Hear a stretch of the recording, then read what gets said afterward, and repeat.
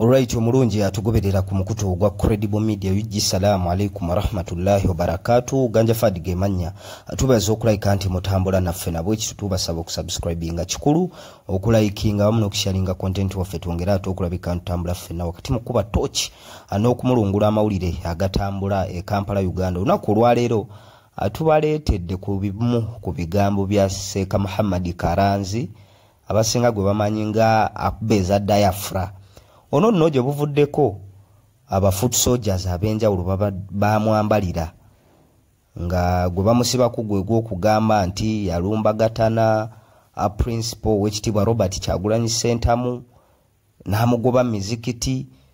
Oluvannyuma lwa w'ekitibwa Robert Kyagulanyi Ssentamu okusaalira Idi mu bitundu eby'ekiteeze eyo eyakulemberwa Sekaburo Animal Osin Kiti.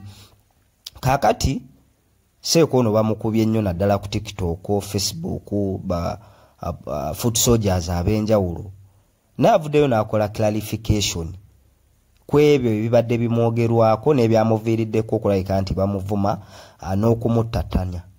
Agaye nti bannange si kituufu, si kubangako ku Robert Kyagulanyi Ssentamu era sibangako na kigendererwa kimukuba. Sisobola mukuba reason being nti alina abantu abamukiririzaamu era abayayanira enkyukakyuka. Nze nga munnaddiini ogwange gwakubuulira kigambo kya wakitibwa Allah mukola ddaawa, then n'abakulembeza abasaidi eno ebyensi nabo nembaleka ne bakola ogwabwe. So avuddeyo n'akola clarification ku nsonga eyo, ebigambo bye tugenda kubibawa, then tukomewo tusiige ekifaananyi ekigazi ba foot soldier baina kureactinga batya ku nsonga ez'enjawulo ye nga tona reactinga kiki kyoteekeddwa okukola. So Sheikh Muhammad Karanzi tugenda mubawa mu video ng'akola clarification nga yeegaana ebyo byonna ebibadde bimwogerwako, naye nga programu eno tutambula ne bannaffe abajjora mu financial services. Bano nno beewaayo okuyambako ku baana ab'obuwala abaagala okugenda ebweru ggwanga lya Saudi Arabia, Qatar, Jordan okukola naye nga obusobozi bw'ensimbi tebuliiwo. Bakuyambako input bamukuteeka mu passport oyina toyina babikuyambako, then gw'osasula otandise okukola. Bano nno okubafuna oyita ku namba y'essimu 075 26 73640 075 26 736 noti. Ojja kuba obafunye butereevu okumanya ebisingawo ku nteekateeka eyo. So katubawe video eya Sheikh Muhammad Karanzi nga vaya kola clarification. Ate oluvannyuma tuveeyo tusiige ekifaananyi ekigazi ku nsonga eno. Video yakwatibwa aba Hidaya Media eri Luweero. Waliwo omwami omu eyali anoonya kkaadi ya Nuupu ng'ayagala asikire Sseggirinya Muhammad. N'agamba mbu asiramuse ate n'asaba akole ki afune kkaadi eyo. N'agenda ku bijja bya Sseggirinya nga yakafa omwezi gumu. Nayogera ku nsobi eyo gye yakola. Mu bigambo byange kwebiri ku official kasookebera Muhammad Karanzi official byonna obisangako bulungi. Nentuka n'okugamba nti waliwo abantu abeerimbika mu ddiini nga bwe nayogera. Naye waliwo n'omulala gwe mmanyi gwe nkyasirikidde bwe tebetakozesa olubula gwe nkyasirikidde agenda awalampa yeeteeka mu ddiini nga yeeteeka ku bayimbi. Okiwulira agenda yeeteeka ku bayimbi, yali musiraamu ate no weewuunya ali Luweero. Agenda yeeteeka ku bayimbi naye ng'ate eraga nti yena ali mu ddiini. Yali badde asalawo kimu ku bibiri naye kwenaamukwatako obulungi nyamusasambula. Kati munnaye nasalidde mukono naye mbadde ndi Busia. Omwana n'agenda ajjayo akantu akaali mujja mu gwokubiri n'agenda akateeka ku media n'akasala akozinga chaos. Okuyita kozinga chaos ng'alaga nti Nawalampi omukulembeze wa Nuupu, president w'abantu, namuwalampye neŋŋamba takkirizibwa na kusaba bululu kubanga Allah yagaana. Ate nakigambye Musiraamu, Allah yafiiza Omusiraamu okusaba buki okwesimbawo ku bukulembeze. Musiraamu ekyo kiri mu hadiisi ya Busiraamu. Nze sirina budde bunnange era sisobola kuwalampa omu ku bakulembeze bonna abali mu ggwanga muno. Naye nakiwulidde ne bakozesezza ebigambo bingi nnyo mu butuufu tebyampisiza bulungi, naye ng'omuzadde nkyasirise.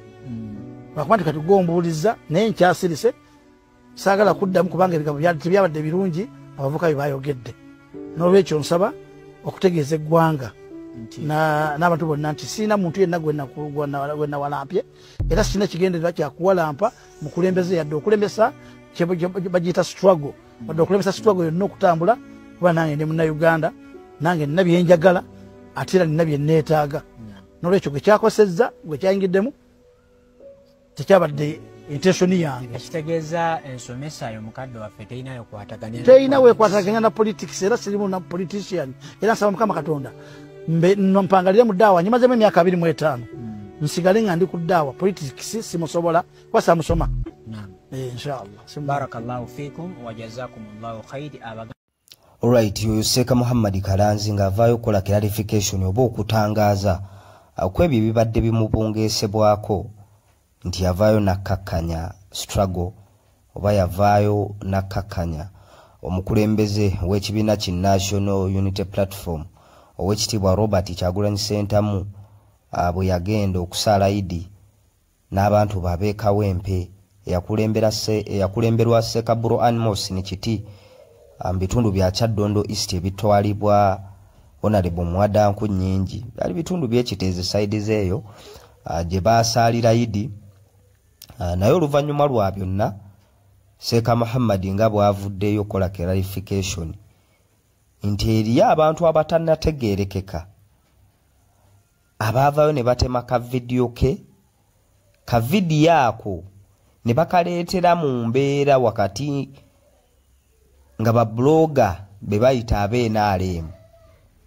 naddala aba foot soldier ne bannankyukakyuka be bakakasa nti b'NRM baali bagezaako okukuba Ssekaburo Animals ni kiti n'owekitiibwa Robert Kyagulanyi Ssentamu atuula atya okulayini esooka muzikiti Seeka kiti bannange ebyensi bibamazeemu naye nga babikola lwa mitima gyabwe n'ebyo bye bafuna mu gavumenti eriko nga teboogera lwa ddiini kuba obusiraamu busomesa kirala ku butya bw'olina okuyisa omuntu atali wanzikirizayo omuzikiti alina okuguyingira nti ye era abaavaayo ku defendinga Seeka kiti n'abaavaayo okulabika nti bali ku saidi y'owekitiibwa Robert Kyagulanyi Ssentamu batusomera haditha batusomera ebyafaayo ebyenjawulo nga omusajja munnamalungu yagenda mu muzikiti n'agufukamu baswaba bali baagala okumugajjambula n'okumwambalira owekitiibwa Nabiyuna Muhammadin sallallahu alaihi wasallam n'agamba temukikola okitegeera ekyo ne kiraga ekifaananyi omusajja ono kye yayina teri musiraamu ayinza kgenda afuuka mu muzikiti kitegeeza yasooka guyingira nga si musiraamu n'agezaako okukola ekikolwa ekyo naye omubaka ehandulinga gye yamuhandulingamu n'empisa gy'oyisaamu abatali banzikirizayo oba oli awo yegenda obbasikiriza n'ebigambo bye bagenda okuwulira nga mukuŋŋaanye nga musomesa mu kifo kyonna oba muzikiti tomanya Mungu kwanaayisiza omuntu ono okonvaatinga nadda ku ddiini ey'obusiraamu. So ebyo byaliwo twabiraba bingi nnyo bambi ne Seeka Kalanzi babuloga ba NRM bwe bamugattira ne bamukubya abaana b'enkyukakyuka era wiiki eno yonna gye tukubya amabega ekibadde ku TikTok nga kukakkanya Seeka kumuyita mannya kumulabisa mu kifaananyi ekyebisolo ebyenjawulo naye nga ekituufu ekibadde kimukubya bubadde bulimba. Tujjukira Seeka mu kalulu k'ekawempe by election bantu bangi nnyo baavaayo ne bavumirirwa ekikolwa kya Muhammad Aruswa Luwemba kye yakola eky'okugenda ku bijja bya Muhammad Ssegiriinya n'alaamiriza ebigambo amusaba kaadi bannange lwana batuwe kaadi n'agenda ne baseeka abatategeerekeka kuba ekikolwa kye baakola mu busiraamu tekikkirizibwa era abantu bangi baavaayo ne bagamba nti naye ddala kituufu abo baseeka oba be baseka matta oba be baseka tawa kuba ekikolwa kye baakola tebayinza kubanga be baseeka oba be bashaahi ne bakikola. So mu mbeera ezifaananako bwe zityo twawulira amaloboozi mangi nnyo agaavaayo bakugu ku ddiini ne Seeka Kalanzi we yaviirayo n'ayambalira Muhammad Luswa Luwemba n'okumusomesa. Then naga nti waliwo n'omuvubuka omu ali mu bitundu by'Eruweero, omanyi Seeka ono w'Eruweero eyo oba oli awo gy'ayimirira okusaasaanya ddaawa n'ebuna eggwanga lyonna, era akola nnyo n'aba Hidaaya Media Center bali awo bakwata ddaawa ku baseeka ab'enjawulo, akola nnyo nabo era bamukwata ku occasions ez'enjawulo. Ne ku mulundi ogwo be baamukwata ng'alina omuvubuka omu gwayogerako Eruweero eyo, yeefuula ow'eddiini, atambula n'abayimbi. Kakati bano baatemamu akantu akwaga njamuwa yeefuula omusiraamu agira atya najja muzikiti.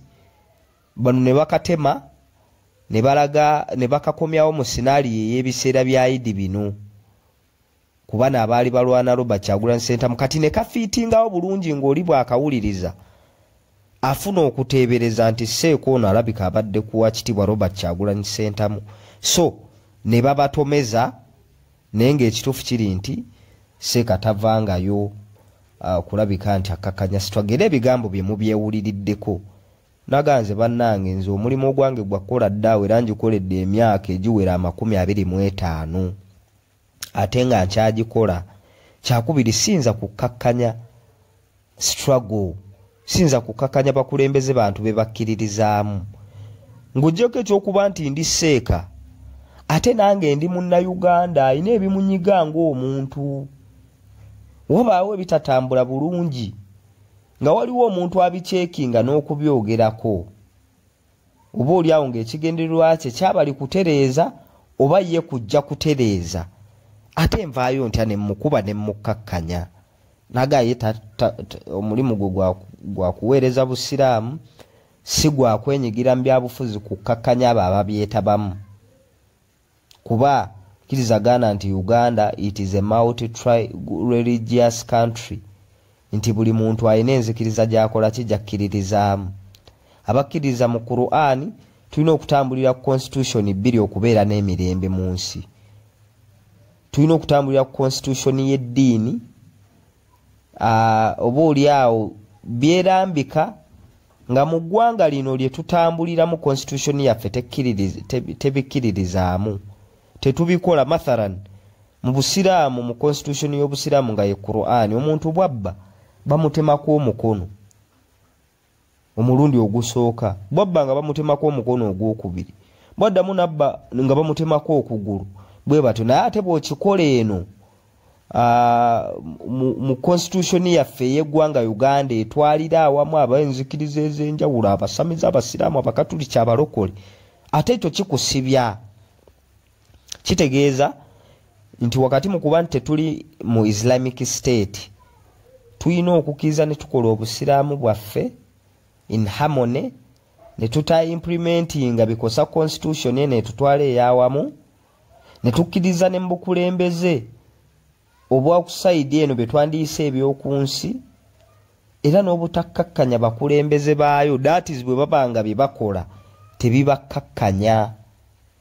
Kuba mbutuufu bw'oba mukulembeze wa ddiini okuvaayo n'oyogera ku bibi gavumenti byekola oba obunafu bwayo, ate oba togikakkanyiza oba togivumye, reason being nti oba ogijjukiza mulimu gwayo. Omugenzi Seeka Nuhu Muzaatabatte yakikola, Seeka Burhan Muhsin kiti akikola, olw'ensonga nti n'obusiraamu kibubasaba oba kibubatuma ng'abakulembeze b'eddiini okwogera ku bye balaba. Oba obusiraamu bugamba nti bw'olaba ekibi kijjeewo n'emikono gyo, bw'oba tosobola kukijjawo na mikono gyo kyogereko, bw'oba tosobola kukyogerako then kitamwe. Kati bano baseeka nga Seeka omugenzi Seeka Nuhu Muzaatabatte, Allahumma ghafirlahu warhamhu, Mungu amusonyiwe ebyamusobako, ne Seeka kiti kye bakola kwe kwogera ku ebyo, kuba obusiraamu kye bibatuma. Osegeera? So mu mbeera ezifaananako bwe zityo, abo bakulembeze bwe batyo mu ddiini gye bali, aboogera ku ebyo byonna ebitatambula bulungi mu ggwanga. Ate ekyokuba nti bannaddiini tekibajjaako kuba bannayuganda ng'ebikoleddwa gavumenti mu ngeri ya gadibengali oba mu ngeri ya zigizaga nabo bibanyiganga abantu kuba munnaddiini naye bw'agenda mu ddwaliro nga teriddagala naye kimuafekitinga ng'omuntu bw'atambulira ku nguudo embi buba bubenje naye ajja bufuna bw'aba alina ebyamaguzi bye byatunda tebijja kutambuzibwa bulungi ku nguudo mbi smoothly okitegeera bw'eba corruption nga gyavuddeyo n'avumirira naye munyiga kuba ekosa service delivery ate ye gy'alina okufuna nga munnayuganda nga tannafuuka munnaddiini yasooka kubeera munnayuganda okitegeera so mu mbeera ezifaananako bwe zityo ne Seeka Kalanzi akyogeddeko naga nze sisobola kukakkanya struggle sobola kukakkanya mukulembeze yenna reason being nti ekyokuba nti ndi munnaddiini tekinjijaako kuba nti ndi munnayuganda so tukirize tugaane ku mulundi guno babloga oba abaana ba social media aba National Unity Platform bayokyezaamu oba oliawo baabatomezza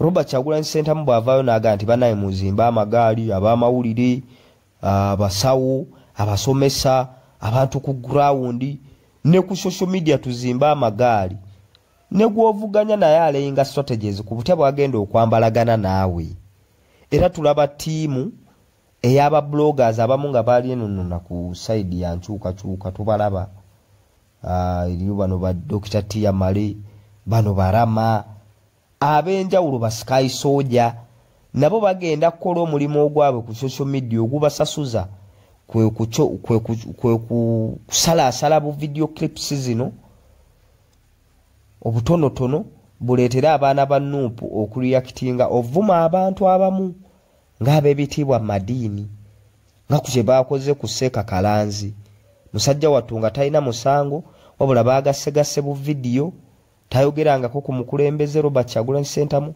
tamukkakkanyangako naye bano ne babutemaatema kati n'abaana ba Nuupu nabo ne bareactinga nga tebamaze kunoonyereza tebamaze kudiginga deep ddala kituufu omusajja yabyogera wabula ne babugujja na bubugujjanyi ne bamukuba awatali nsonga ekyo nno kiba tekigatta ku struggle mu ngeri eyange kiba kigikkakkanya kirizagaana nti Seeka Kalanzi mu busiraamu eno eriyo abamugoberera wakati mu kubanga bamugoberera bwe muvaayo ne mumukubira obwereere tekigenda kulabika nti kiyamba struggle okugenda mu maaso wabula kiyinza okuleetamu divisions lwaki omusajja baavumye waaki abaana ba Nuupu abo nabo babi okitegeera so babloga b'NRM nabo bali at work era waliwo Honorable Elias Luyimbazi Nalukola yabadde mu katale awo akeekawempe bitundu by'Ekaleerwe ng'agezaako okulabika nti asomesa abantu ku by'enkulaakulana kuba bwe yali akola manifesto ye alina statement gye yakola nti Kawempe ejjudde abavubuka abali unemployed ng'ate era tebaweeka mirimu tebalina mirimu wabula ate tebaweeka mirimu nga mu kyo kyategeeza nti n'abandi bawedde emirimu oba oliawo babalaba nga tebalina skills zijja kujjayo obusobozi bwa mirimu egyo bambi mu Kawempe mwe muli abakozi nga tebamanyi butya bwe banaakozesa kasente kaabwe kwekulaakulanya kati yabadde ali mu butale eyo ng'asomesa agamba abantu mu butale bannange tetuganya olina omudaala gw'amenvu muno olina omudaala gw'obutundu ogwa mangada omudaala ogwo gusobola okubeezaawo naye ate tegusobola kugaggawaza n'abagamba kye muba mukola kati kola wano wabula akasente kw'ofuna making sure nti ate waliwo ekintu ekirala ky'oteekamu akasente ko kyo nga kijja kukulanga ne bw'oba toliiwo mathalani oba for example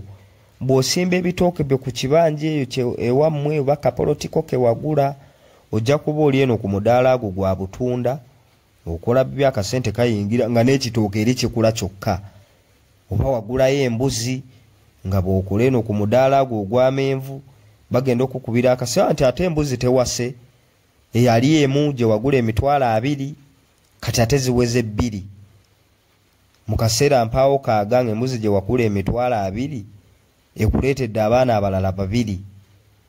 Kitegeeza abaana abo 2 abalala beerese nabo balina price. N'agamba ekikulu si kya kusabiriza babaka kati bano ba bloga b'NRM ne bakatema. Bwe baakatema ng'ekifaananyi kye bagezaako siiga nga kasekendi nga 2 nti Haana Lukola yagambye ekyokusabiriza ababaka kibi nnyo muwulire mu bigambo bye. Kakati gwe owa Nuupu ojja kuvaayo reactinge ku Honorable Nalukola musajja mukopi nnyo biki mbaka nga lwaki tasa naye nga tewawuliriza mboozi yonna gye yavudde yabadde asomesa ku biki okutuuka okukola okuleetamu ako ka statement. Tukirize tugaane nti teri mwogezi ayogerera sekendi 2. Omwogezi yenna bw'aba ayogerera ebbanga eppanvu ne kuseeka kalanzi kye kimu. Kiriza gaana akantu ke baatemamu akatambula akatawoza na sekendi 3.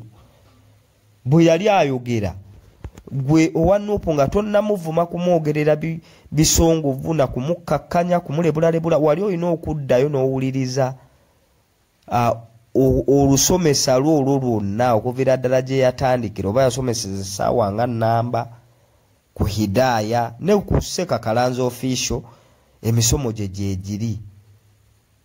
Yali asomesa kuki okwogera ku kino?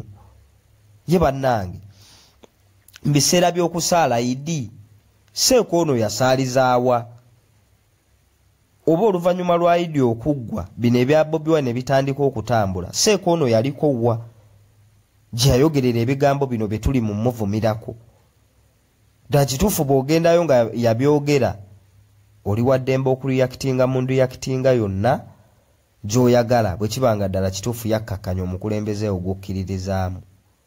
Naye bw'oba tukoze kunoonyereza kumala tewali nsonga lwaki ovaayo n'ovuma omusajja n'okumukkakkanya nga we twakirabye. Tukirize tugaane that was a blunder ku bannankyukakyuka abavaayo ne bavuma Seeka Kalanzi mu mbeera ezifaananako bwe zityo.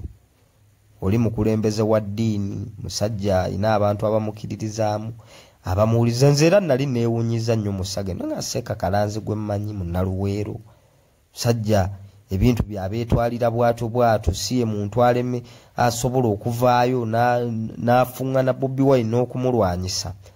So bwe kityo bwe kyali naye ng'ekituufu kiri nti Seeka Kalanzi teyalina musango mu mbeera ezifaananako bwe zityo bw'avuddeyo n'akola clarification mu mbeera ezifaananako bwe zityo. Naye nga bambi tubebaza okulabika nti mutambula naffe ku mukutu guno ogwa Credible Media UG bwe tutambudde olunaku olwaleero. Kye tubasaba kwe kusubscribinga okulikinga awamu n'okusharinga content waffe twongere ate okulabika ntutambula ffenna wakati mu kubawereetera amawulire n'okugaanalizinga bwe kiba kyetaagisa. Musigale nga mwekuumidde Credible. Ganja Fadi ge mannya. Salaamu alaikum wa rahmatullahi wa barakatuh.